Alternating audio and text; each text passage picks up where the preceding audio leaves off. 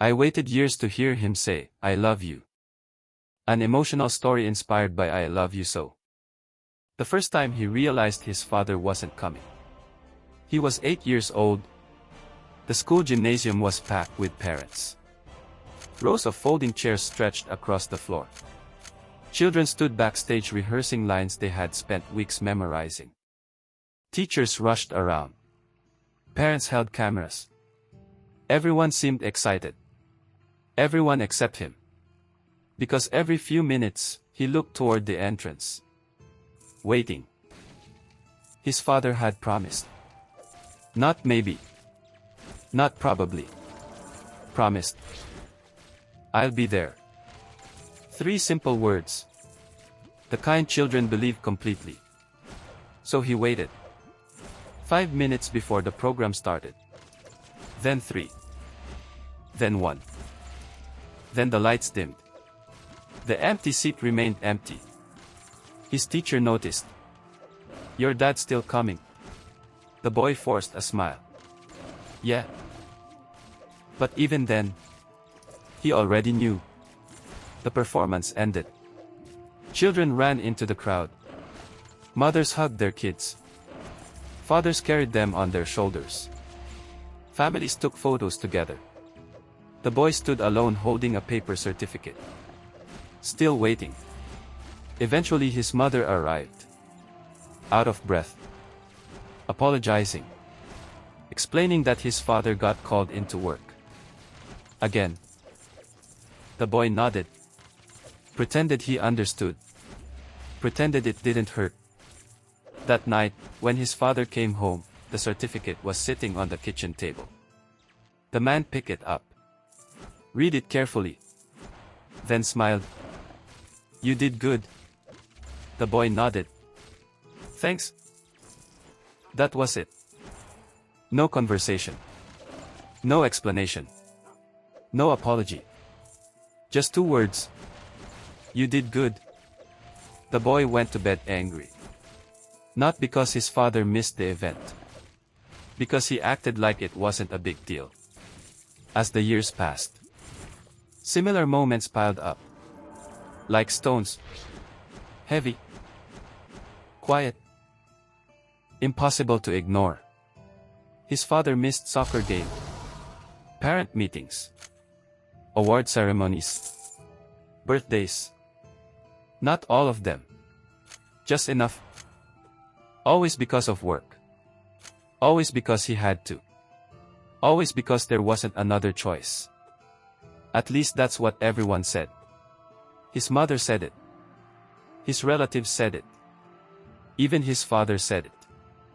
The boy stopped arguing. Stopped complaining. Stopped expecting. By the time he turned 13, he no longer asked if his father was coming.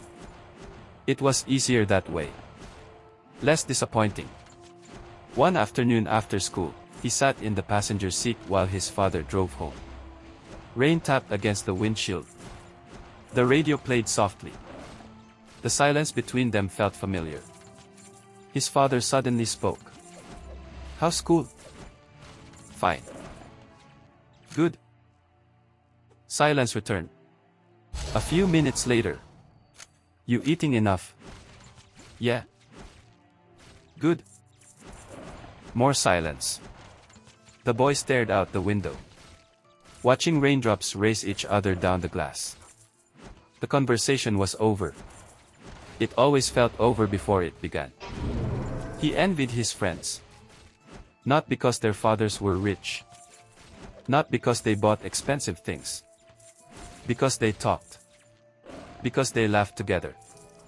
Because they seemed comfortable around each other. Meanwhile, every conversation with his father felt like 2 strangers trying to be polite. And the worst part. He couldn't remember when it started feeling that way. Maybe it had always been that way. Maybe not. One evening, he overheard his parents arguing. Not loudly. Just enough. The kind of argument adults think children can't hear. His mother sounded frustrated. His father sounded tired. "You're never home." A pause. Then, I'm trying. Another pause. Longer this time. Then his mother's voice softened. So are we. The boy stood outside the room listening. Waiting. Expecting his father to defend himself. To explain. To say something. Instead, there was only silence. The next morning, his father left for work before sunrise. Like always. Years passed. The distance grew. Not from a single event. Not from a dramatic fight. Just from repetition. Missed moments. Missed conversations. Missed opportunities. Little things. The dangerous kind. Because little things become big things when given enough time. By 17, the boy barely spoke at dinner. His father barely did either. Both sitting at the same table. Both eating the same meal. Both living in the same house. Yet somehow miles apart. One night, while cleaning his room, he found an old drawing from elementary school. A family portrait. His mother. Himself. And his father. All smiling. All holding hands. Above the drawing were the words, "My hero." The boy stared at it for a long time. Then laughed. Not because it was funny. Because he couldn't remember the last time he felt that way. He folded the paper. Placed it inside a drawer. And forgot about it. Or at least he thought he did. A few months later, graduation arrived. Another gymnasium. Another crowd. Another important day. The boy didn't even bother looking for his father. He had learned that lesson years ago. So when he walked onto the stage and heard someone shouting his name from the audience, he almost ignored it. Until he recognized the voice. His father's voice. The loudest voice in the entire gym. The boy froze. Just for a second. Then looked into the crowd. And there he was. Standing. Clapping. Cheering. Embarrassingly loud. People around him turning to stare. The boy quickly looked away. Pretending not to smile.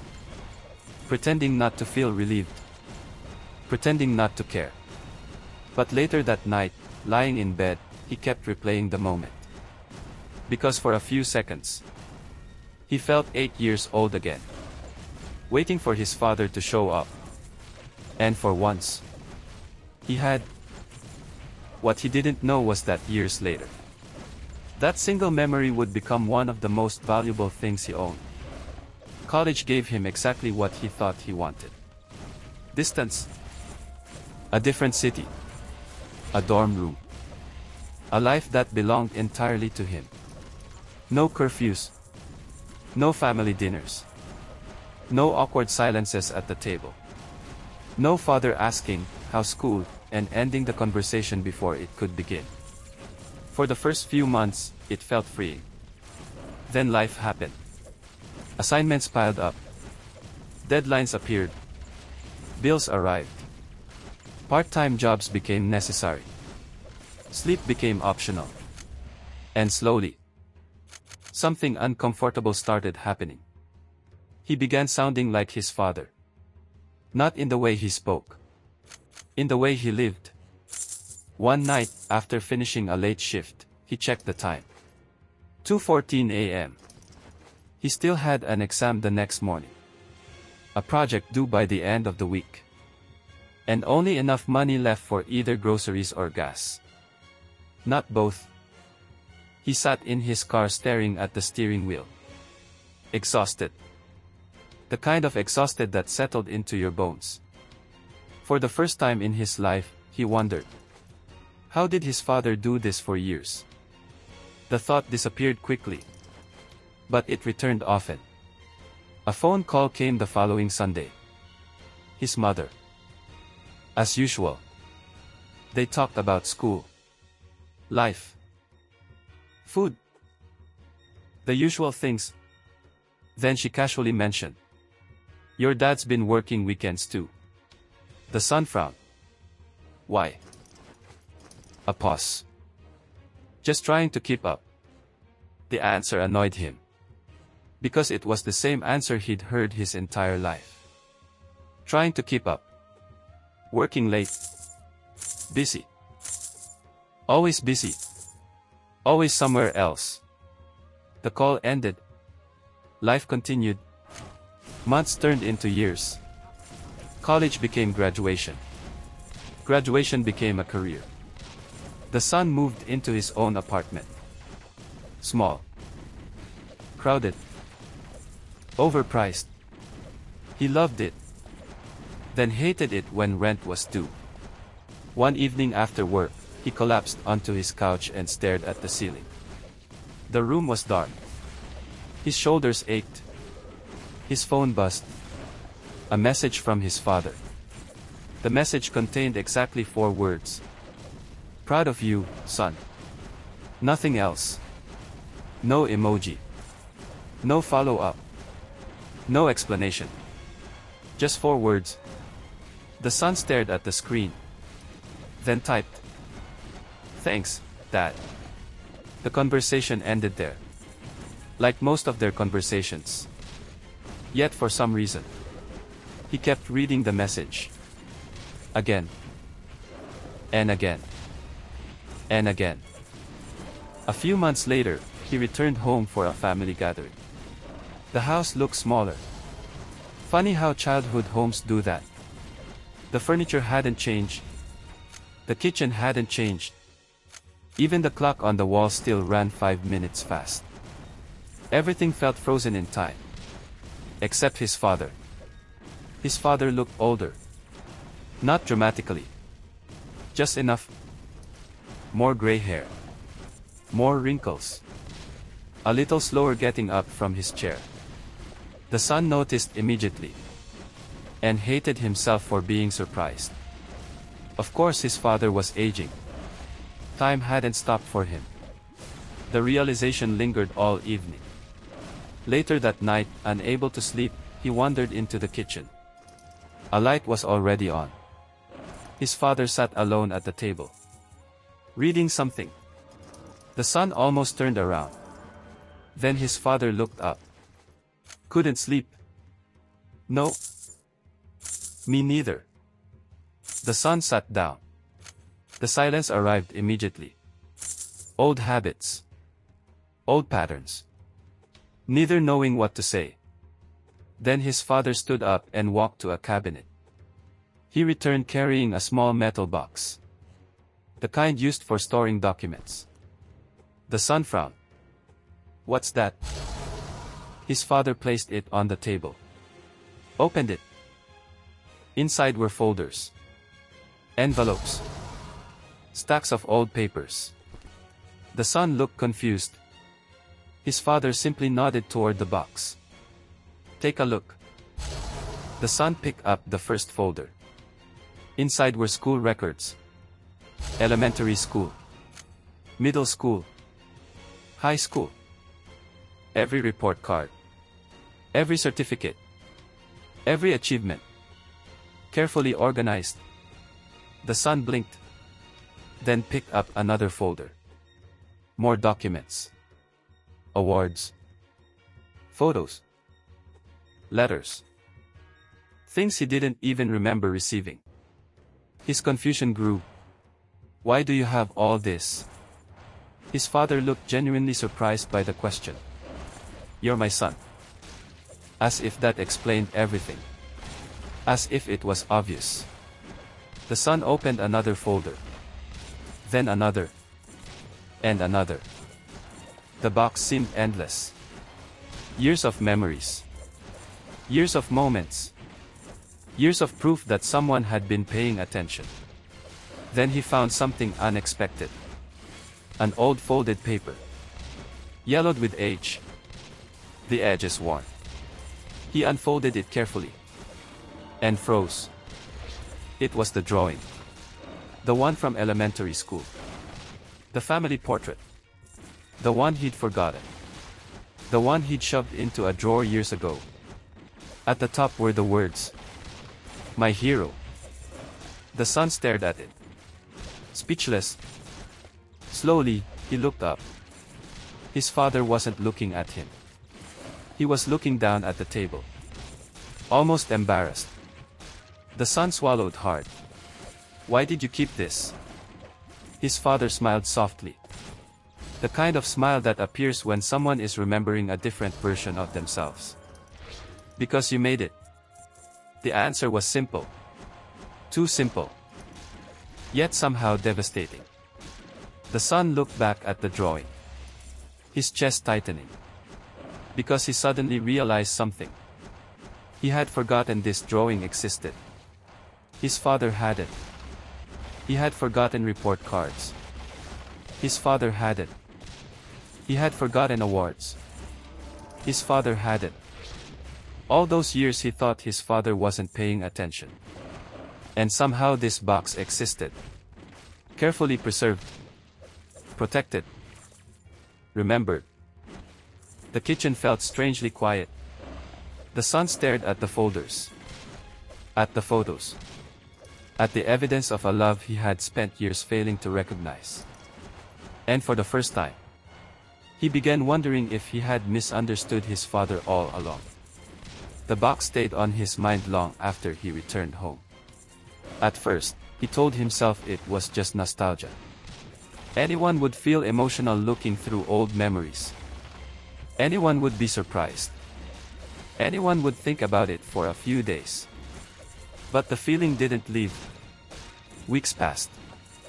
Then months. And somehow, he kept thinking about that metal box.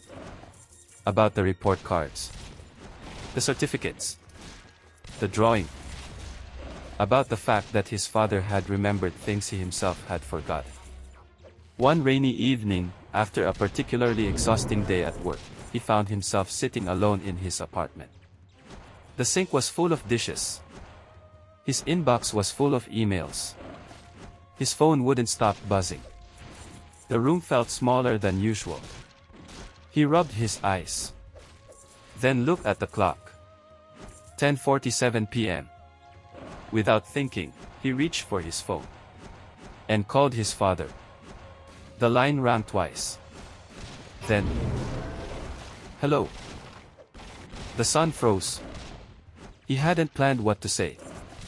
He almost hung up.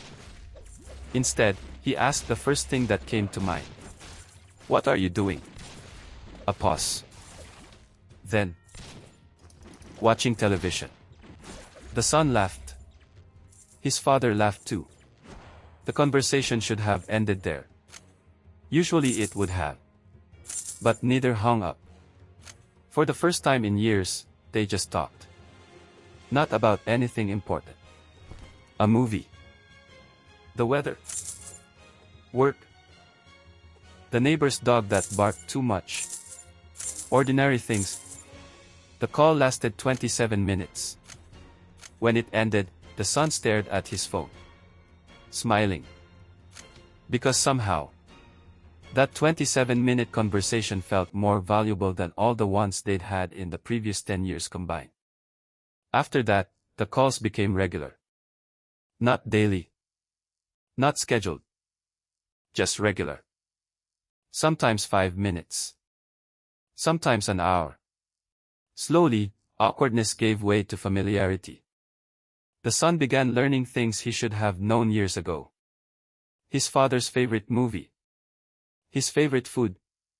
The music he listened to while driving. The dreams he gave up. The mistakes he regretted. The fears he never talked about. And with every conversation came another realization. His father wasn't distant because he didn't care. He was distant because he didn't know how. Love had always come easier through actions than words. Through sacrifices than speeches. Through showing up however he could. Even when he couldn't always be there. One weekend, the son returned home unexpectedly.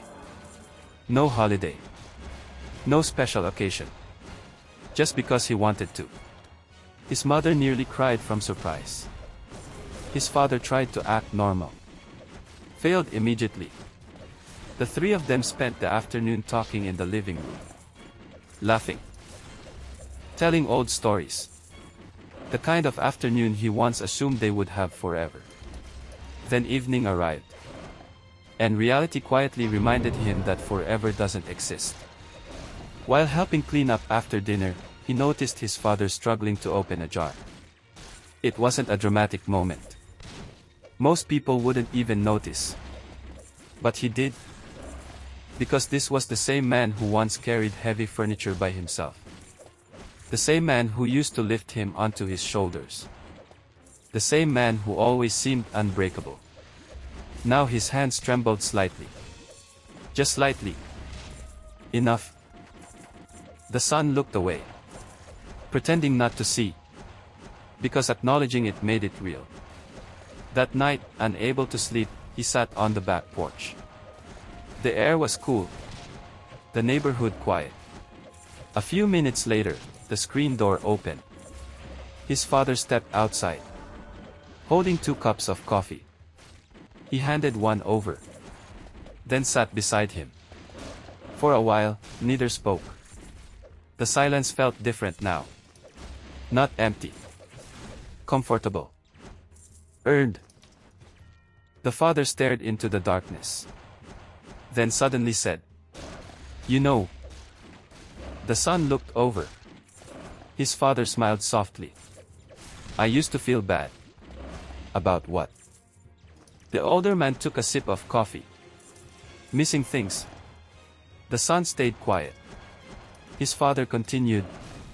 "The games. The performances. The birthdays." Each word landed heavier than the last. "I know I wasn't there enough." The son looked down at his cup.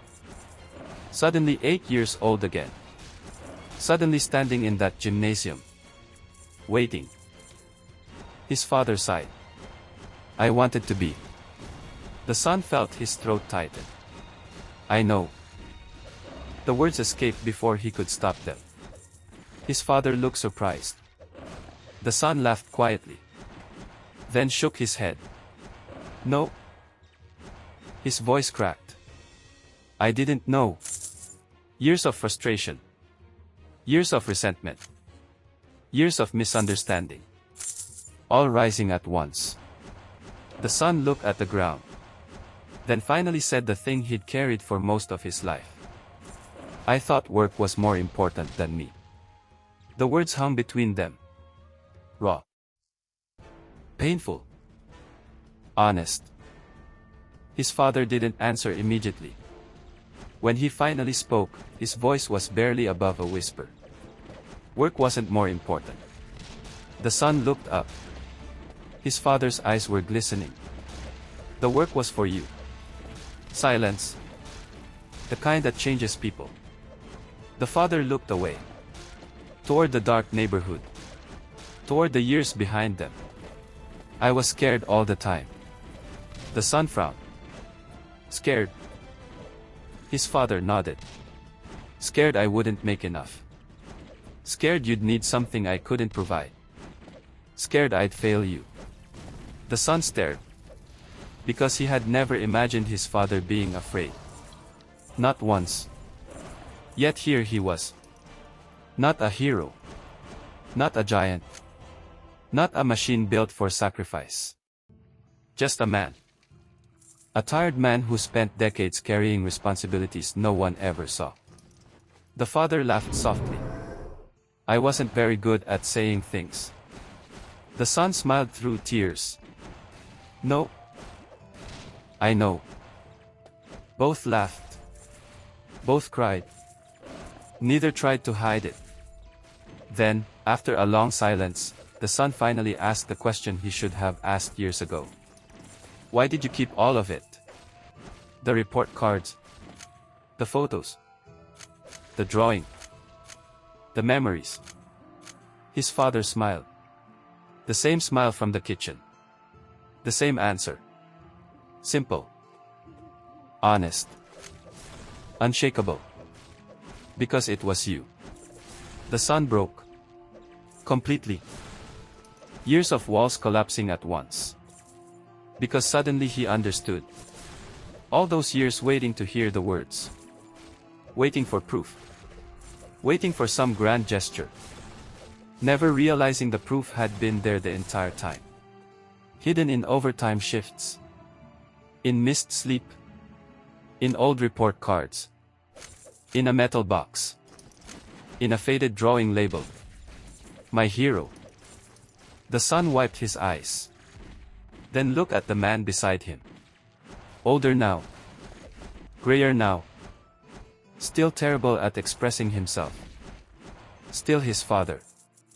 And for the first time in his life, he saw him clearly. Not as the man who missed moments. But as the man who sacrificed his own. Just to give him a better chance at his. And suddenly, "I love you so" wasn't something that needed to be said. Because it had been written into every sacrifice. Every long shift. Every missed meal. Every forgotten dream. Every single thing his father had quietly given away. Also his son could have more. And in that moment, the son realized something that hurt more than any regret he'd ever carried. His father had been saying, "I love you," his entire life. He had simply been speaking a language the son didn't understand yet. Thank you for watching. Follow for more video like this.